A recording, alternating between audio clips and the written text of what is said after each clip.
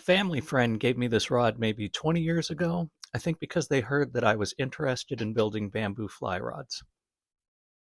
This rod had no labels or markings, and it was in really bad shape. It's a two-tip, three-piece, 9-foot rod. One of the tips at some point in its life was broken, and it's maybe 4 inches shorter than the other sections. Someone tried to fix it, it looked like, with string and maybe some white glue.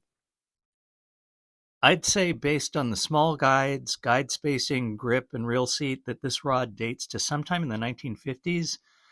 It was missing too many guides to actually test cast with, and the tip tops were actually too small for even a weight forward 5 line to fit through, which tells me that it was intended for use probably with a level silk line. It feels to me like it would probably have paired best with the old designation HDH or maybe even HGH. To me, it feels right in between, like a strong double taper 6, and I'm hoping it's got enough spine to push a weight forward 6 line. Just shaking this rod has always left me kind of wanting. The grip was too small for the heft of the rod, and the reel seat was also a bit delicate with a really thin down-locking slide band. The butt section is really stout, and it actually had a swell, so if you can imagine trying to tap into the power of the bottom half of this thing from the very bottom with a too small grip and probably a little trout reel that honestly I doubt you could ever have put enough lead into the body of to balance it out. And this rod just always struck me as something that would be really unpleasant to cast, even for a short time frame. So I decided not to restore it exactly, but to reimagine it. My plan was to strip this down to the blank, which included removing that reel seat and the grip, and rebuild it specifically for use on the Hood Canal for sea run cutthroats, which I think this rod might actually be kind of fun for. I'm making a bet that it'll throw a weight forward 6 outbound short, and I think that'll hold true as long as you have sort of a flat stroke and aren't too dependent on using the tip section to do all of your work. In order to serve this new purpose, though, I decided I wanted the following changes. First off, I'd want larger guides and more of them to improve the rod's loading and shooting properties. Again, because all of these old bamboo rods seem to have had stiff silk lines in mind, slack between guides was probably less of an issue. But modern fly lines are really pretty supple and tend to sag when the guide spacing is too generous. I actually wish I had added guides to the last rod I restored because I think it would have eliminated that sag and slap that you sometimes get from the line against parts of the blank. I'd want everything to be sealed up nicely to protect against the salt. The Hood Canal is the only place that I think this rod is really going to be that much fun for me. So even though this rod for sure was never intended for saltwater use, I'm going to have to beef it up enough to give it a fighting chance in a pretty harsh environment, or else this thing is just going to sit around in my basement for another 20 to 50 years. I definitely want a better reel seat and obviously something that was more corrosion resistant. I'd also want to move the grip up the blank a bit. The thinking here is to see if I can bring the balance forward. What I want to do is try and get the weight of the reel under my hand a little bit better and sort of shift the fulcrum from basically the very end of the rod to about 6 inches from the bottom. I'm thinking this will also make it easier to tap into the power of the butt and midsections and alleviate some casting pressure from the tips, which, despite the heft of this rod, are still pretty delicate. I figured I might also be able to add a small fighting butt at the end, which would be nice if I happened to hook like a small resident coho, which, by the way, has happened to me. There's a video on this channel of that if you want to look. It was super exciting. First step was getting the guides, grip, and reel seat off. I cut the cork off with a utility knife, and the reel seat I took a Dremel to. I was annoyed to find that part of the length of the butt section was created by the wood reel seat itself, which meant that I'd have to create a stint off the butt if I wanted to have the new fighting butt that I just mentioned, as well as have sections that were of uniform length. The original finish was just awful. It wasn't cracking off so much as just sort of melting away. When I was scraping it off with the furniture scraper, it kind of had a tack and a stickiness to it. Once everything was off, the blank did have a nicely uniform darkness to it. It doesn't look flamed, so I guess maybe it was oven heat treated or something. As with my previous rod, I finished the blank with about 8 or 10 coats of True Oil gunstock finish. I filed the end of the butt section into a smaller round profile, and then I turned a short stint out of Delrin on the mini lathe, and then I got that fitted. I got an inexpensive uplocking aluminum reel seat from Proof Fly Fishing. I noted the spine of the blank and then built up the diameter of the butt with tape and epoxied the seat into place.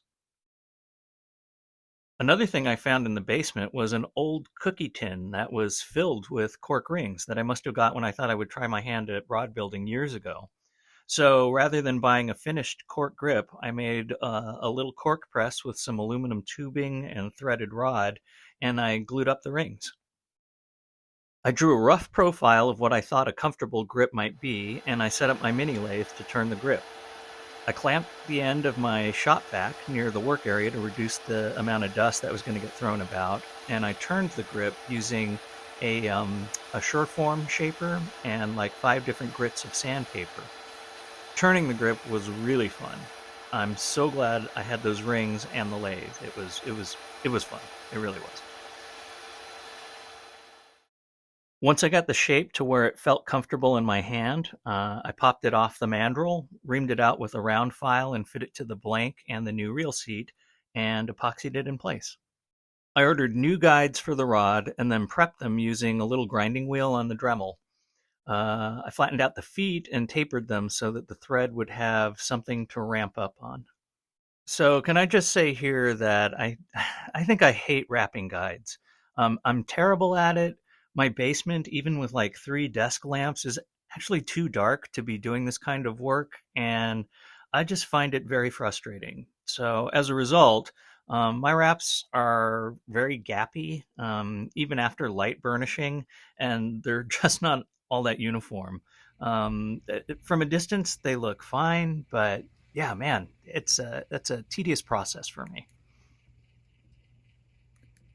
I coated the wraps with about 8 coats of thin spar varnish on that drying machine I built for the last rod I restored.